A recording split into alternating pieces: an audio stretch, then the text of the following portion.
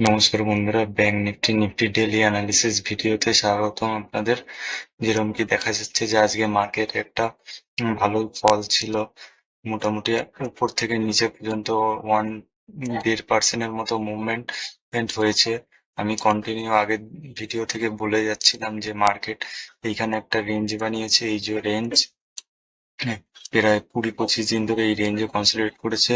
হয়তো বাজেটের দিন রেঞ্জটা না উপর সাইড ব্রেক করবে, না হয় নিচের সাইড ব্রেক করবে, যেমন কি আমরা বলেছিলাম আগের কিছু ভিডিওতেই। এবার দেখে নি সেইভাবে মার্কেট মুভ করেছে। এইখানে একটা রেঞ্জ বানিয়েছে, রেঞ্জটা ডাউন সাইডে মুভ করেছে। এবার এই যে নেক্সট সাপোর্ট ডেইলি চার্টে, এই নেক্সট সাপোর্ট, এই রেঞ্জটা নেক্সট সাপোর্ট হয়ে যাবে। ব্যাংক নিফটি যদি আবার ডাউনে আসার হয়, এইখানে 1-2 দিন ওয়েট করবে। তারপরে যদি নিচে ব্রেক করে তাহলে আমাদের এই যে এই 49,600 এই টার্গেট আমরা দেখতে দেখতে পারবো। এই টার্গেট আমরা দেখতে পারবো। এবার দেখে নি 15 মিনিট চার্টে কি কিরকম কি move হতে পারে আমাদের। এবার দেখে নি 15 মিনিট চার্টে।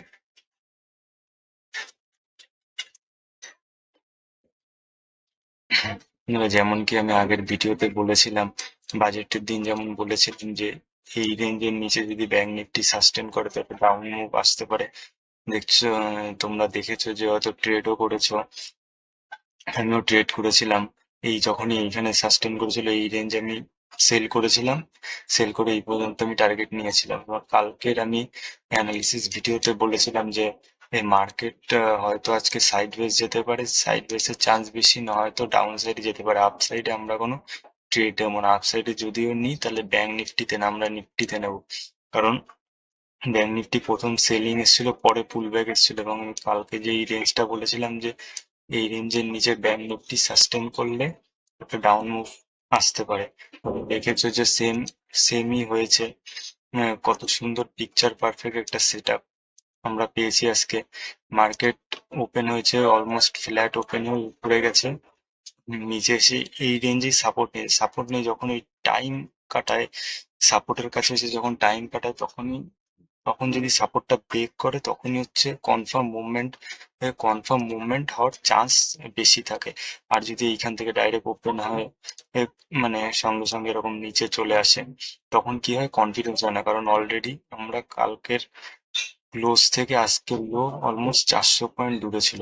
এবার কন্টিনিউ যদি নিচের সাইডে আসে, তাহলে ব্রেকডাউন ফেল হওয়ার চান্স থাকে। এরকম হয়ে ঘাপ করে উপরে চলে যায়।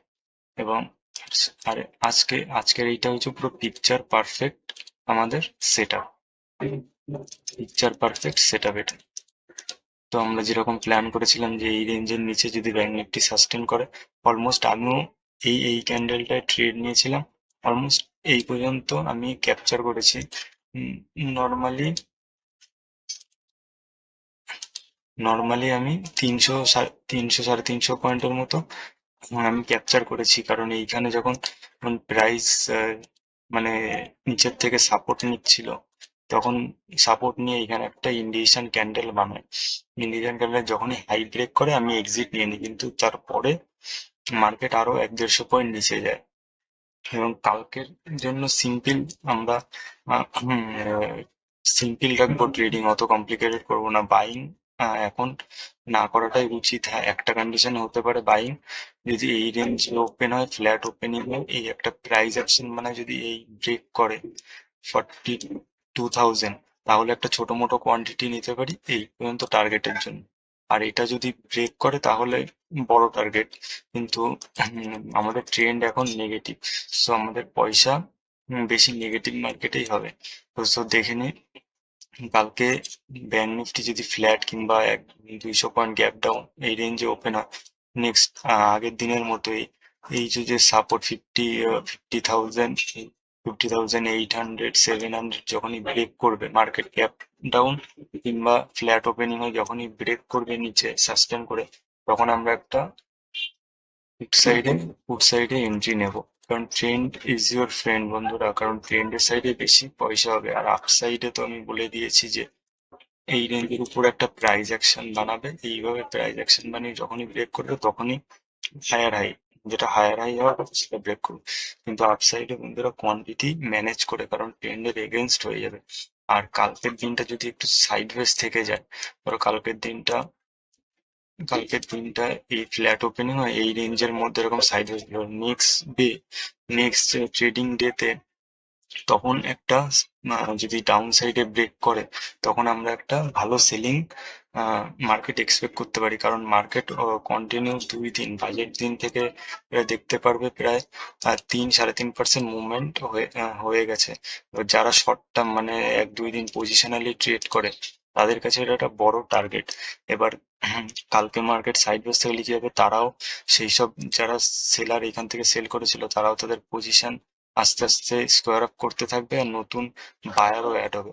আহ, নতুন বায়ার যখন অ্যাড হবে তখন সেই তখন যখন লোটা ব্রেক করবে তখন স্টপ লস কাটবে সেসব বায়ারের, আর আজকে যারা যারা বাইং করেছে তাদের, আজকে যারা যারা এই লেভেলে বাইং করেছে, দেখেন এই লেভেলে বাইং করেছে তাদের স্টপ লস কাটবে। আর কালকে যদি মার্কেট এরকম সাইডওয়েজ থাকে, কালকে যারা যারা বাইং করেছে সেই লোতে স্টপ লস থাকবে বায়ারদের, সেটা যখনই হিট করবে সেই সব স্টপ লস, তখনই হচ্ছে মার্কেট মানে এই আজকের মতো এরকম রানিং মুভমেন্ট দিয়ে দেবে, যে আজকের মতো এরকম রানিং মুভমেন্ট দিয়ে দেবে।